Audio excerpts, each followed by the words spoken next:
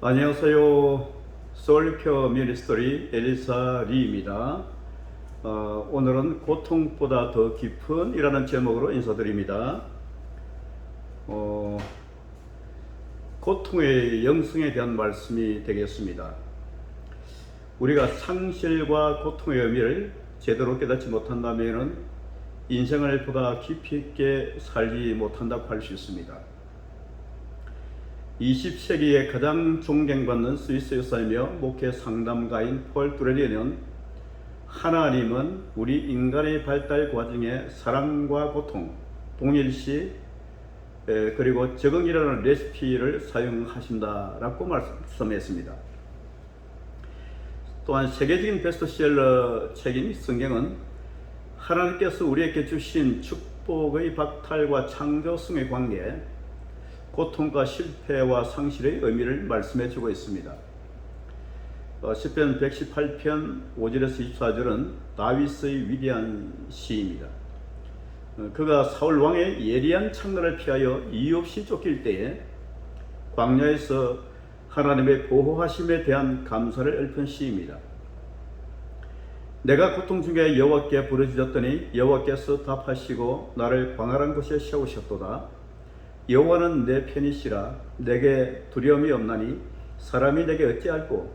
여호와께서 내 편이 되사 나를 돕는 자 중에 계시니 그러므로 나를 미워하는 자에게 보응하시는 것을 내가 보리로다. 여호와께서 피함이 사람을 신뢰함보다 나으며 여호와께 피함이 방백들을 신뢰함보다 낫도다. 열방이 나를 애워쌌으니 내가 여호와의 이름으로 저희를 끊으리로다. 저희가 나를 애워싸고 애워쌌으니 내가 여호와의 이름으로 저희를 끊으리로다.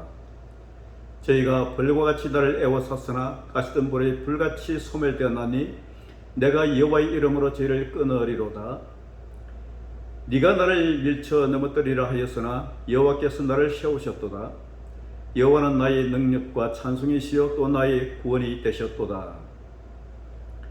의인의 장막에 기쁜 소리, 구원의 소리가 있으며 여호와의 오른손이 권능을 베푸시며 여호와의 오른손이 높이 들렸으며 여호와의 오른손이 권능을 베푸시는도다. 내가 죽지 않고 살아서 여호와의 행사를 선포하리로다. 여호와께서 나를 심히 경책하셨어도 죽음에는 붙이지 아니하셨도다.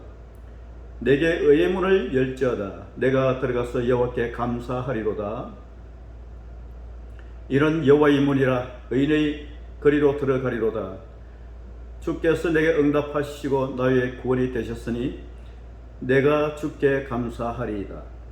건축자의 버린돌이 지 모퉁이의 머릿돌이 되었나니 이는 여호와의 행하신 것이요 우리들의 기이한 바로다. 이날은 여호와의 정하신 것이라. 이날에 우리가 즐거워하고 기뻐하리로다 라고 잔잔하게 그의 고통을 하나님께 올리며 구원의 권능을 베푸심에 감사하고 있습니다. 이것은 하나님께서 자기 곁에서 도와주신다는 의미입니다. 우리가 여호와의 하나님은 내 편이시다 신이다 라고 말하려면 동일하게 나는 여호와 하나님의 편이다 라고 함께 고백해야 하는 것입니다. 자신을 하나님 편이 되게 하지 않고서는 하나님만 자기 편으로 만들려고 하는 것은 자기 인생의 주인은 자신이고 하나님은 조력자, 즉 조수죠. 조력자로 만드는 일입니다. 하나님께서는 무소불능의 신이시지만 덮어놓고 역사하시는 신은 아니십니다. 우리가 어떤 환난 속에 있을 때에 반드시 그 고통 중에서 부러질 수 있어야 합니다. 그때 하나님은 고통 속에 있는 우리를 구원하시기 위하여 역사하시는 능력의 신이십니다. 하나님께서 인생에게 요구하시는 것은 고통 중에 부러지는 사람을 찾으신다는 것입니다. 이제 고통 중에 부러지는 자에게 오는 승리에 대하여 보다 자세히 시편 속에서 살펴보기를 바랍니다. 먼저 여호와는 이러한 자의 편이 되신다는 것입니다. 우리는 고통을 주는 사람이 하나님 편이냐 아니면 고통을 받는 자가 하나님 편이냐 하는 것을 알아야 합니다. 언제나 남에게 고통을 주는 사람이라면 이것은 하나님 편이 아닌 것입니다. 그러므로 억울하게 고통을 당하는 자에게 하나님은 과거나 현재나 미래나 꽃같이 돕는 역사를 베푸십니다. 이스라엘에게 고통을 주던 애굽의 바로 왕은 망하고 이스라엘은 승리를 하였습니다. 역사적으로 이어지는 세계 7대 강국으로서 그 기세를 날렸던 애굽, 아수르, 바벨론, 메데파사, 헬라, 로마, 소련이 다 거룩한 성도들에게 고통을 주었지만 한결같이 그들은 과거나 미래나 다 망하고 만 것입니다. 그러므로 택한 자에게 고통이 올 때는 하나님이 나를 위하여 싸워줄 때가 온 증거인 줄을 알아야 할 것입니다. 두 번째는 여호와께서 원수를 끊어버리십니다. 하나님께서 원수의 세력을 강하게 일으키시어 택한 백성을 괴롭게 하는 것은 그 원수를 끊어버릴 때가 온 증거라고 보시면 됩니다.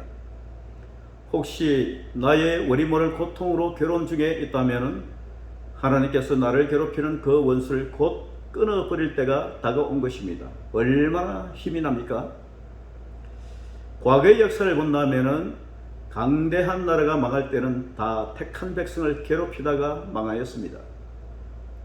그러므로 지금 북방 세력이 성도를 괴롭히는 것은 하나님의 북방 세력을 끊어버릴 때가 온 증거라고 보면 됩니다.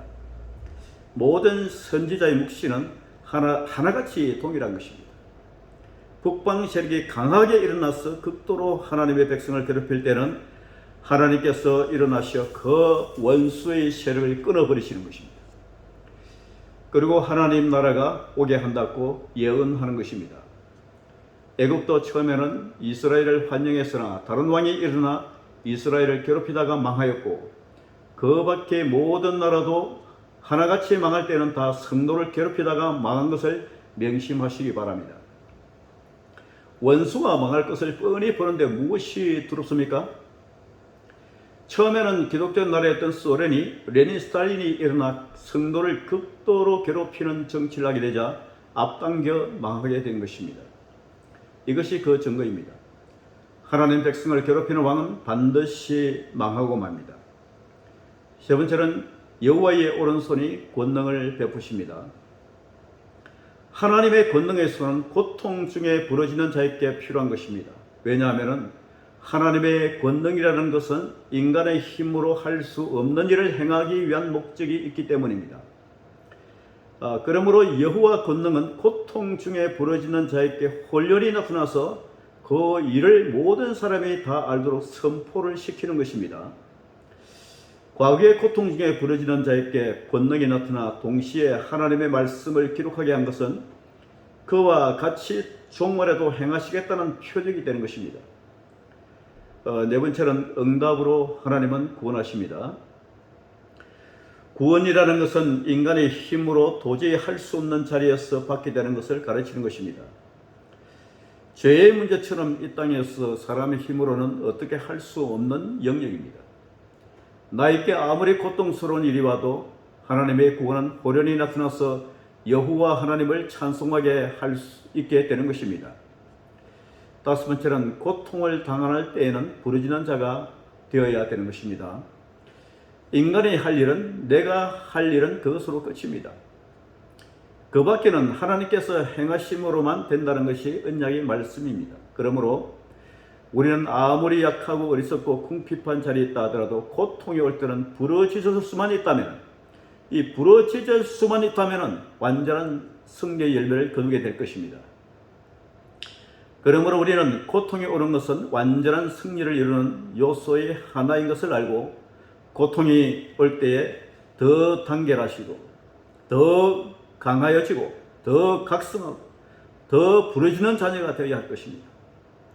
남의 나라보다도 이 나라에 여러 가지 난제가 찾아온 것은 하나님의 보호가 나타날 때가 온 증거인 줄 알고 더 강하게 부러지는 용사들이 나타나야 하는 것입니다. 모든 성경의 동방 땅끝에 부러지는 역사는 새 시대를 이룬다고 한 것은 우리의 정체성을 찾으라는 그런 말입니다. 지금 고통을 면할 수 없는 난국이 온 것은 머릿돌 대신 예수님이 나타날 때가 온 증거인 것입니다. 고난당한 자의 절규입니다. 아름다운 창조와 고통당하는 피조물에 대하여입니다. 하나님의 세상을 창조하시고 끝이라고 하셨지만 실제로 아름다운 하나님의 창조 세계는 하나님에 대한 불신과 형제에 대한 증오, 살인, 폭력 등으로 얼렵져 그만 고통받는 세계로 변해버리고 말았습니다. 고대 그리스 철학자 중에는 신적 존재는 지복의 세계에 머물고 있기 때문에 고통과 슬픔이 있는 이 세계와는 아무런 상관이 없다고 했습니다. 그러나 우리가 성경을 면밀히 살펴보면 하나님의 임재는 저 피안적인 세계, 즉 고통이 없는 것이 아니라 고통과 슬픔이 지배하는 바로 이 땅이었다는 사실을 알게 될 것입니다. 그러나 또한 우리는 인간에게 고통의 자리, 말할 수 없는 탄식이 북받쳐오는 자리에서 하나님의 임재를, 하나님이 계신다는 사실을 쉽게 느낄 수 없는 것도 사실인 것입니다. 하나님이 계신다면 왜 내게 이처럼 참을 수 없는 고통이 일어나야만 하는가? 라는 물음은 신앙이 없는 사람뿐 아니라 하나님을 신앙하는 우리에게도 마찬가지로 제기되는 질문이기도 합니다. 이러한 질문에 우리는 예수님의 외마디 절규에서 그 답을 찾기를 바랍니다. 우리는 흔히 선하게 살아가는 사람의 복을 받는다고 말합니다. 정직하고 정의롭게 살아가는 사람에게 정당한 대가가 주어져야 한다고 말합니다. 그러나 이러한 공의롭고 정당한 보상의 관계는 십자가 위에 달린 하나님의 아들을 주목할 때 산산이 부서지고 마는 것입니다. 하나님의 아들이 이 수치스러운 십자가에 달렸다는 사실은 우리의 세계가 정직하고 공의롭고 선한 사람이 축복받고 칭찬받는 세상이 아니라는 사실을 고발하고 있는 것입니다. 하나님의 아들은 지금 이 순간 하나님이 처음 창조하셨던 공의롭고 정의로운 세상이 아니라 인간에 의해 그만 뒤틀려버린 세계, 부정과 불의가 승리하는 부조리하고 모순적인 세계를 경험하고 있는 것입니다. 부정과 불의가 마침내 승리하고자 하는 이 세계 앞에서 하나님의 아들은 마지막 외마디 절규의 기도를 내뱉고 있는 것입니다. 모리아산에서 아버지께 버림받은 이삭의 신음소리조차 내지 못한 채 이 부조리한 세계의 고통을 경험해야 했습니다. 이제 하나님의 아들은 신음소리조차 내지 못했던 부조리한 고통의 희생자들과 함께 이 세계의 모순을 깊이 경험하고 있는 것입니다. 그러나 고통받는 자의 절규는 절망과 좌절을 의미하는 것이 아닙니다. 부정과 불의가 승리하니 정의롭고 정직하게 살고자 했던 내 삶도 결국에 헛되었다는 것을 선언하는 것이 아니라는 말입니다. 오히려 부정과 불의가 승리하고 있는 이 세계를 향한 끝없는 저항의 목소리를 내뱉고 있는 것입니다. 나의 하나님, 나의 하나님, 어찌하여 나를 버렸었나이까? 라는 하나님의 아들의 절규는 이 세상에 대한 저항, 불의한 세계를 끝까지 고발하겠다는 저항을 상징하고 있습니다. 또한 이 세상에 대한 저항이 단순히 이 세상에 대한 불평과 불만, 저주와 좌절이 아니라 불의한 고통으로 눈물 흘리는 자의 눈물을 마땅히 닦아줘야 하는 구원자 하나님을 향한 절규의 기도로 승화되고 있다는 사실에 주목해야 할 것입니다. 하나님, 왜 당신이 창조하신 이 아름다운 세계를 버리십니까? 하나님, 왜 당신이 창조하신 세계를 외면하십니까? 하나님, 도대체 어디에 계십니까? 왜 정직하게 살아가는 자들이 무고한 고통의 희생자가 되어야 합니까? 왜 정의롭게 살아가는 자들이 수치를 당해야 합니까? 이것이 하나님 아들이 십자가 위에서 던진 마지막 절규였습니다. 분명히 창조적 소수로서 다른 사람들보다 좌절과 상실을 더 많이 경험했음에도 창조적 소수가 될 수 있다는 것은 무엇일까 하는 것입니다. 물론 고통 그 자체는 창조적인 것이 분명히 아닙니다. 오히려 파괴적입니다. 그러나 고통 없이는 결코 창조적인 사랑이 될 수 없다는 아이러니가 있습니다. 사람을 자라게 하는 것이 고통이 아니지만 고통 없이는 사람이 성장할 수가 없습니다. 즉 모든 상실과 고통은 창조성을 캐내기 위한 특별한 하나님의 기회인 것입니다. 상실과 고통은 우리 내면의 궁극적인 존재인 하나님을 바라보게 만드는 데 그 목적이 있습니다. 상실에 의한 고통과 시련은 중립적인 것입니다. 중요한 것은 사랑이 그 고통과 시련 앞에서 어떻게 리스폰스 하느냐 하는 것입니다. 고통과 시련에 대한 우리의 리스폰스 반응이 성장과 퇴보를 결정하게 된다는 것입니다. 이 혹독한 가혹한 연단 앞에서 우리 개개인이 어떻게 반응할 것인가? 먼저는 긍정적이고 능률적이고 창조적으로 반응하는 것입니다. 이것은 성장으로 가게 됩니다. 두 번째는 부정적이고 소극적으로 파괴적으로 반응하는 경우가 있습니다. 이것은 퇴보하는 것입니다. 이 두 가지 선택은 우리의 몫이 아니라 나의 몫이 되는 것입니다.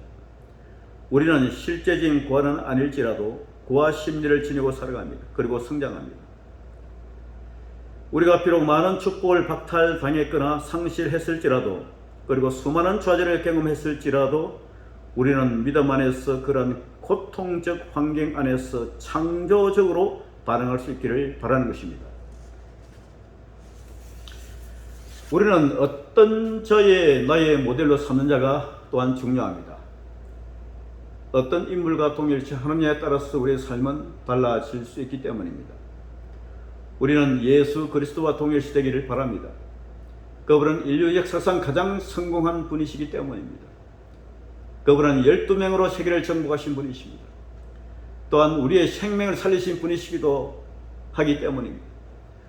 우리는 고통보다 더 깊은 곳에서 하나님의 사랑을 만나기를 원합니다. 우리는 하나님의 사랑을 제대로 이해하지 않고는 하나님을 알아갈 수도 없고 하나님의 마음을 이해할 수도 없는 것입니다. 그리고 온전한 그리스도의 삶을 살아갈 수가 없습니다. 여기서 말씀을 마치겠습니다. 예, 감사합니다.